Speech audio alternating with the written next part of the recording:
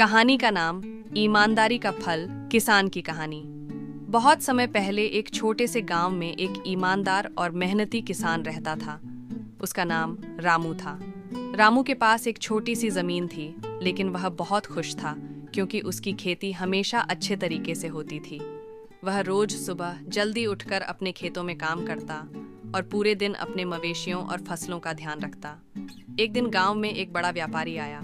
व्यापारी ने गांव में आकर किसानों से पूछा, क्या तुम लोग कोई खास तरीका अपनाते हो अपनी फसल उगाने के लिए? रामू ने कहा, मैं केवल ईमानदारी से काम करता हूँ।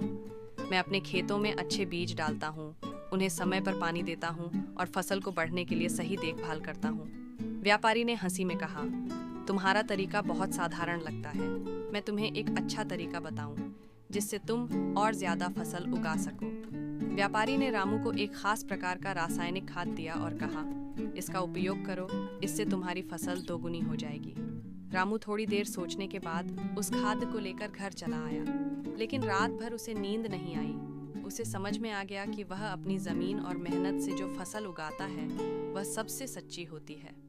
अगले दिन उसने वह रासायनिक खाद व्यापारी को वापस कर दिया और कहा, मैं अपनी जमीन की असली ताकत पर विश्वास करता हूँ। समय बीतता गया और रामू की फसल सचमुच बहुत अच्छी हुई। उसकी मेहनत और ईमानदारी ने उसे अच्छा फल दिया। दूसरी ओर व्यापारी ने जो खाद बेचा था, वह जिन किसानों ने लिया था, उनकी फसलें ज्यादा समय तक नहीं चल पाईं। व्यापारी का झूठ पकड़ में आ गया और गांव के लोग रामू के पास ही अपनी फसलें बेचने आने लगे।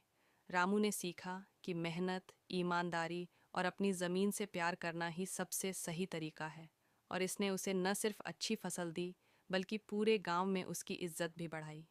सीख: मेहनत और ईमानदारी हमेशा सफलता की कुंजी होती है, चाहे किसी भी क्षेत्र में हो।